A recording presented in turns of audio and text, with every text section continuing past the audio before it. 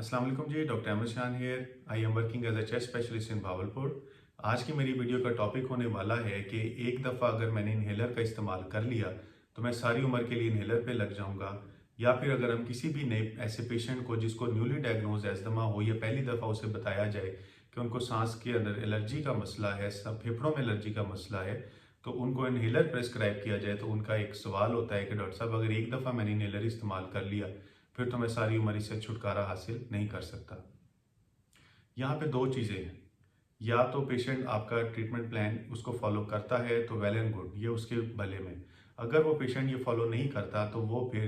जो आमतौर पे एक जो नॉन प्रोफेशनल लोग हैं वो उनको बेटनीसोल की गोलियां यानी स्टेरॉइड वगैरह या फिर उसके इंजेक्शन वगैरह लगा देते हैं, जिसकी वजह से क्या होता है, वक्ती तौर तो उनको फ़ायदा हो जाता है, लेकिन लॉन्ग टर्म में इन स्टेरॉइड्स के बहुत ही ज़्यादा साइड इफ़ेक्ट हैं, जिसमें आमतौर पे हड्डियों का कमज़ोर हो जाना, शुगर, ब्लड प्रेशर, गुस्से का ज़्यादा आना,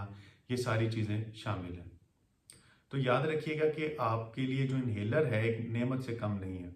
क्योंकि इन्हेलर के अंदर माइक्रोग्राम्स में जो है वो मेडिसिन होती है, और जैसे ही उसका आप एक पफ लेते हैं वो डायरेक्ट आपके फेफड़ों में जाता है और वहाँ से वो एब्जॉर्ब हो जाती है, और वहीं पे ही उसने अपना रिएक्ट वो जो है एक्शन करना होता है और फ़ौरन से आपको रिलीफ मिल जाता है। जबकि अगर आप कोई टैबलेट या कैप्सूल वगैरह इस्तेमाल करते हैं तो वो पहले आपके स्टमक में जाएगा, वहाँ से आपके लीवर, किडनीज और पूरी बॉडी के अंदर उसके साइड इफ़ेक्ट्स आते हैं। तो ये जो इन्हेलर है ये तो बनाया ही इसीलिए गया है कि इसके अंदर माइक्रोग्राम्स में यानी बहुत ही मामूली मिकदार में मेडिसिन होती है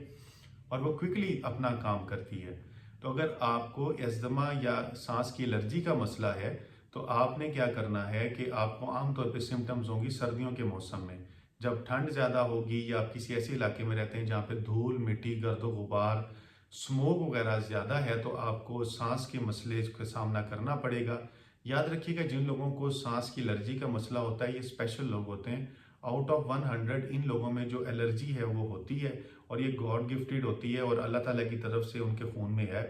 और आम तौर पे जो नॉर्मल पर्सन होता है उसमें आम तौर पे ये जो बाहर से स्टिमुलस आते हैं जिसमें ठंड, गर्दो गुबार वगैरह ये सारी चीज़ें मैंने आपको बताई, इनका जो रिएक्शन है नहीं होता। लेकिन जैसे ही कोई एस्थमेटिक पर्सन इस माहौल में जाता है उसकी सांस की नालियों में सोजिश शुरू हो जाती है, उनमें रिएक्शन आना शुरू हो जाता है, उनमें सुकड़ाव आना शुरू हो जाता है, जिसकी वजह से उनको सांस में तंगी और दुश्वारी का सामना करना पड़ता है, और साथ ही साथ उनकी सीटी छाती में से सीटी की आवाज़ बजना शुरू हो जाती है। तो इसको कंट्रोल करने के लिए इन्हेलर प्रेस्क्राइब किया जाता है, जो कि टाइम बिंग होता है। जैसे ही उनकी डिजीज़ कंट्रोल में आती है इन्हेलर को उसकी जो मिकदार है वो कम कर दी जाती है और आहिस्ता आहिस्ता इसको रोक दिया जाता है। तो याद रखिएगा, अगर आपने एक दफ़ा इन्हेलर का इस्तेमाल कर लिया है तो ये ज़रूरी नहीं है कि आप सारी उम्र इन्हेलर का इस्तेमाल करेंगे, बल्कि कुछ दिनों के लिए करेंगे, और ऐसा नहीं है कि ये नशे की तरह आपको लग जाएगा। इसके अलावा अगर आपका कोई सवाल हो तो कमेंट सेक्शन में लाजमी कीजिएगा। डॉक्टर अहमद शान को इजाज़त दी। अल्लाह हाफिज़।